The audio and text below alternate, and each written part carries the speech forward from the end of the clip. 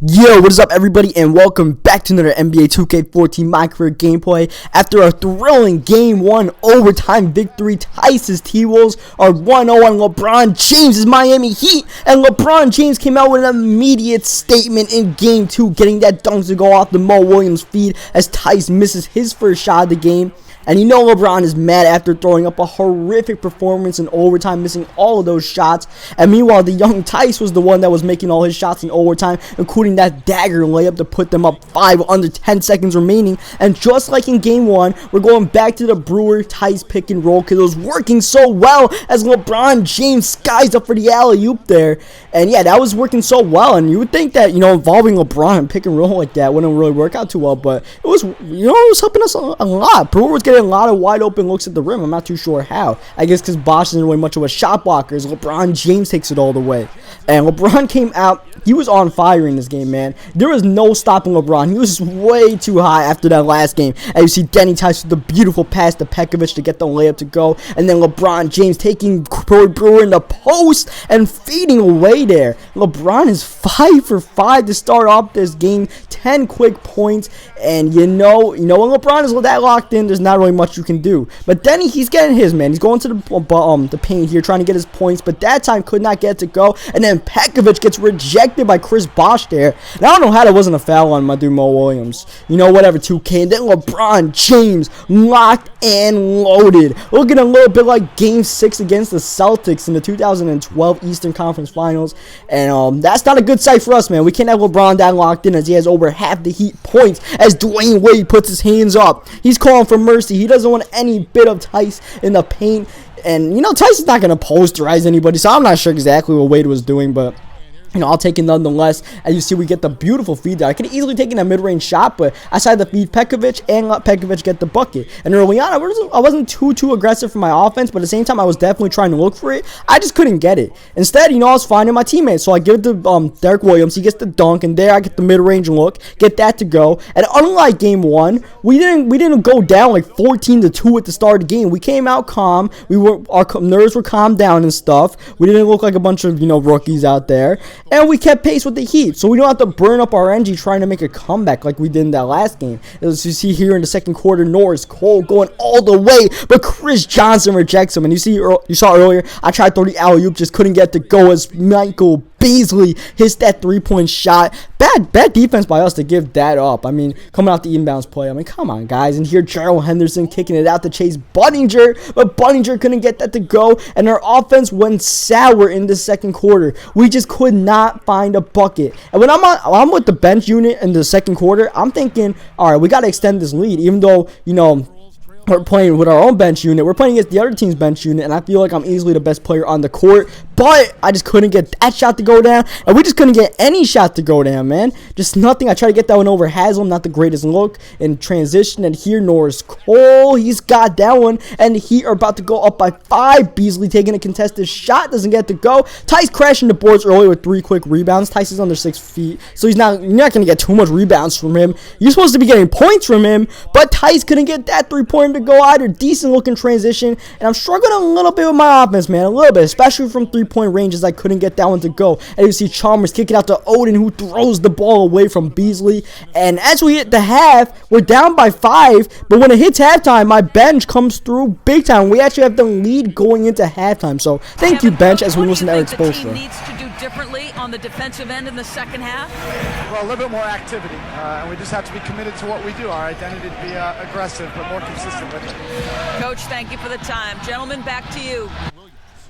Okay, so, that's the Heat's motto. They like defense. They like talking about defense. Their offense, you already know their offense is going to score. It's whether they can stop us. So that's a good approach by, oh my god, dude. Our defense is bad. We got to stop giving up crap like that. And then our offense, when Pekovic can't take Shane Battier in the post, you got a problem. And then Kevin Love flying in for the putback, but that leaves Kevin Love wide open here. So I feed Love after stealing the ball, pickpocketing Bosh, who for whatever reason didn't pass the ball right away, and we make him pay. And that could have easily easily been my bucket, but I was like, you know what? Let me get the ball to Love here. Let me try to get him going. Though there, you saw I got a little bit too pass happy, throwing the turnover there when I was pretty much hoping for a mid-range shot, and instead, it ends up being a wide-open layup for D. Wade, and then Mo Williams gets rejected by Tice. Of course, then he had a career-high 6 blocks in game 1, coming up huge and down when you see me trying to spot out for 3. Bad call for a pass, but then look what Corey Brewer does. He had a decent mid-range look, then he pump fake until LeBron James was all over him as Tice tries to reject Wade, but Wade takes it all the way for the slam.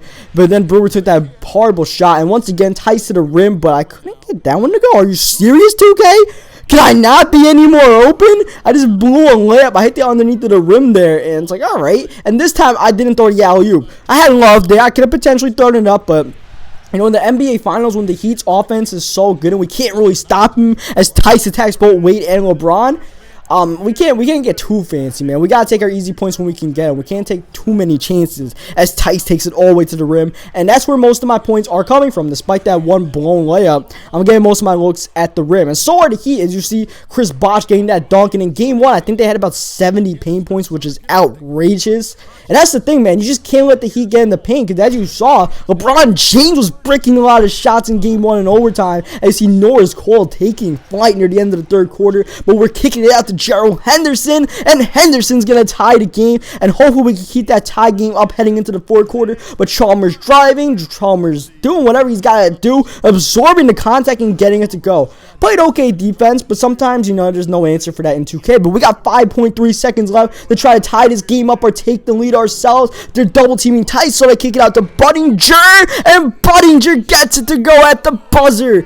And they're taking the lead into the 4th quarter, and we are in store for another fantastic 4th quarter. Might even be better than game 1, as D. Wade is ready to put on his own heroics, fading away there to give the Heat the lead. And the 2nd quarter has been back and forth as D. Wade step back. Oh man, he switches that one through. Heater up by 3, and Wade is turning up in the 2nd half. LeBron James had the hot start, but now D. Wade is taking over. Chris Bosh had a tremendous game 1. Kind of silenced him a little bit in this game, but there he had a nice post move, and Gerald Henderson again from the corner knocking down the 3-pointer. Tice with the great feed, Henderson with the great bucket, and then Shane Battier. Once again, we can't let them get those kind of easy points in the paint. I don't know how it's happening, but all I know is watch out. Gerald Henderson is on fire, and he's got that one to go as well. Was not a 3-pointer, foot on the line, but nonetheless, he ties the game up, and Henderson coming up big as our 6th man. Though CB is getting that bucket to go there, and the Heat are back up, and just back and forth, score for score, and Corey Brewer continues the trend.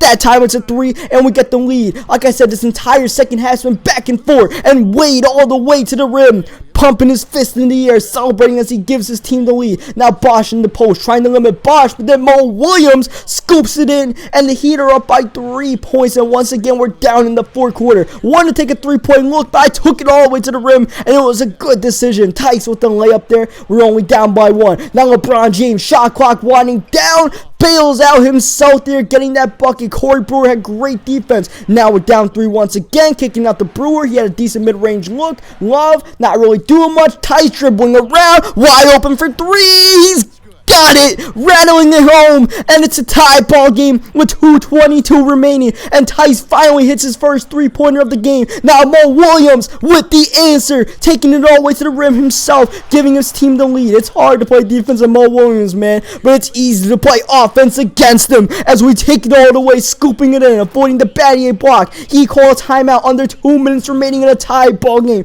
Mo Williams looking for another shot out to LeBron, but LeBron breaks another clutch shot. Jump shot is not working for LeBron in this series, and now Kevin Martin, the game 1 hero in regulation, to Love, and Love gets that one to go, bowling over Bosh and giving us the lead with under 90 seconds remaining. And now LeBron kicking out Wade, who's been carrying the team, out to Battier, and Battier scoops it in. Battier coming up some huge buckets, and it's back to a tie ball game. Now running a pick with Peck, giving it out, back to Tice, wide open, but I don't take the shot. And after I realized I blew that, I should have taken that shot. I call a timeout. I'm like, you know what? Let's call a timeout. I think we could run some good offense at the timeout with 8 seconds left on the clock. So we're going to do a little Dekovich action. Shot clock winding down. Kicking out to Love, who's open. Love! Bang! Kevin Love big time bucket by Kevin Love. Not a lot of touches, but he's making them count. And we have the lead with under a minute remaining. Now Mo Williams dribbling it out, taking it in, beating Tice up the dribble, but Tice comes back with good defense and denies Mo. And now we're up by 3, 40 seconds left, and just like in overtime in game 1, ball in the rookie Tice's hands, looking for the dagger, milking the clock a little bit here. 30 seconds left, calling for a pick from Peck. Once again, except this time we're not taking the pick, we're swerving away. Now we just gotta throw something up to beat the shot clock from 3.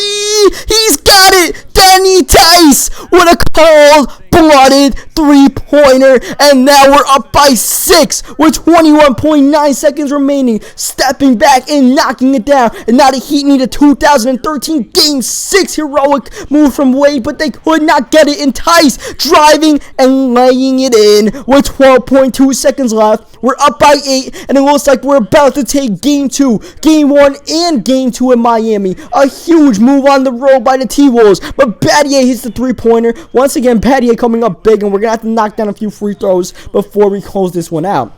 You know, hopefully we can knock down these free throws. But look at this. Danny Tice running away from Mo Williams. 1-0. Game over. T-Wolves win it again. Heroics by the rookie Tice. And once again, LeBron James coming up short in the clutch. And because of that, we're up 2-0. And that's pretty much it, man. I'm making my shots late. LeBron is not.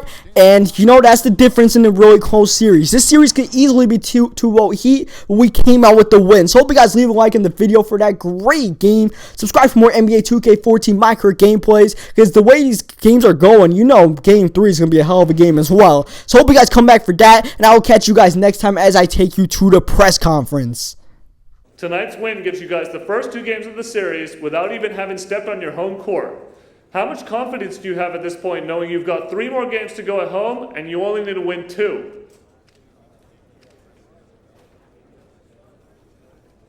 Another huge win again tonight, baby. The team is playing about as well as we can, and we just got to keep that momentum moving forward. We've got a chance to finish this thing off at home now, and you can't really ask for a better opportunity. 2 more wins and a chance to play the next 3 in front of the best fans in the world. Great start to this series, man. Great start.